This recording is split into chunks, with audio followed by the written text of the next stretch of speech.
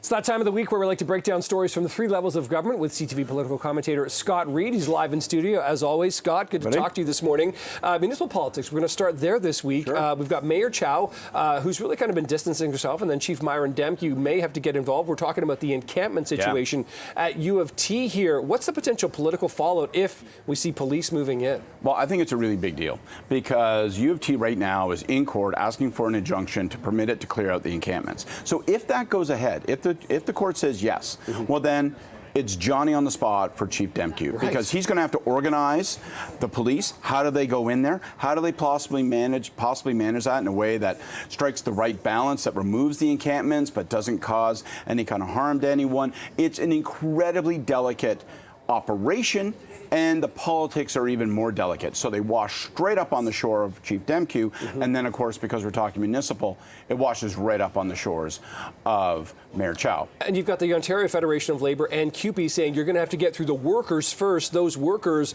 are typically who you might think of as Chow voters and supporters, too. It's brewing for an absolute direct confrontation. Police are going to be in an absolutely unenviable spot. You're going to have protesters who are looking to get on TV and demonstrate that they're being manhandled or abused in some way. So again, how does Chief Demke, who in my estimation has struggled sometimes with the politics and the subtleties of the job as a leader, not just as a policeman, how's he going to manage this situation?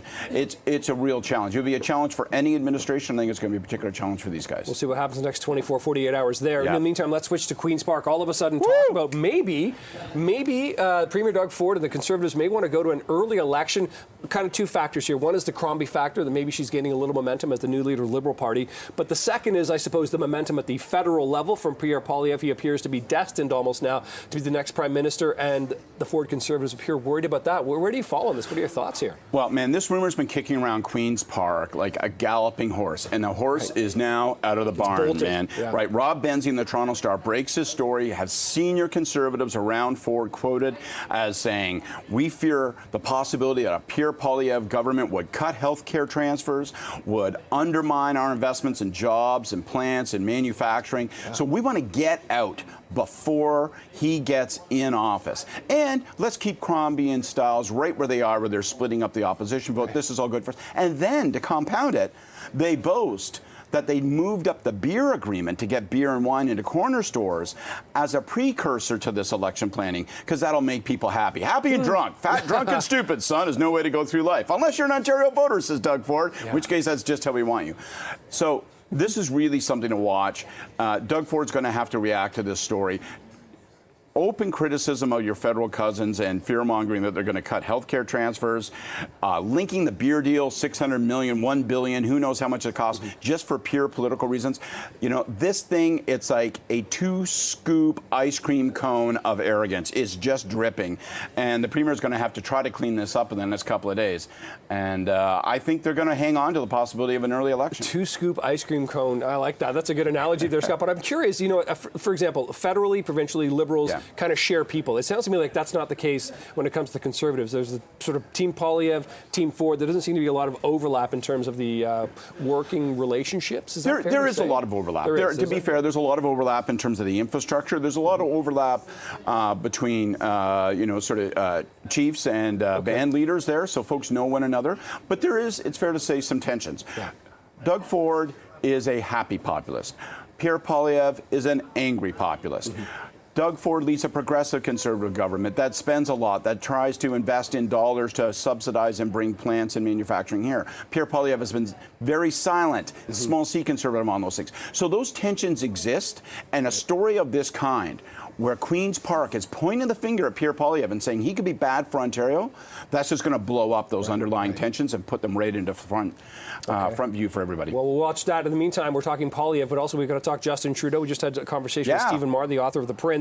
You know, a couple of books have come out about, you know, Justin Trudeau's tenure, you know, career as a Prime Minister, et cetera, the battle scars, et cetera. Does this help push politicians out the door? What's your take on books like this coming out, especially, you know, 8, 9, 10 years in?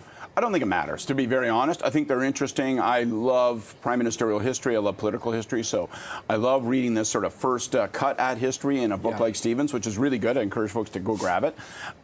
But, you know, how does it affect contemporary politics? Unless there's some weird reveal in there, it almost has no immediate effect. But I think the most interesting thing is that if you listen to Maher, and I know Stephen was saying this in his interview with you, when he sat across the table from Trudeau interviewing him for this book, he came away convinced that Trudeau is convinced that he's going to fight the next election. Yeah. But even Stephen says, well, we'll have to wait and see. Will he change his mind? Will he change course? Yeah. I would say that now as we move into the summer political season, the number one question on the lips and minds of every single Liberal, provincially, federally, everywhere across the country, will Trudeau stay? If he does decide to leave, will it be at the end of this summer? Will it be in the middle of this summer? Watch this. We're going to play a role here in the City of Toronto in that decision, I think. Watch the St. Paul's by-election. By-elections usually don't matter a damn, and you overread them in terms of analysis.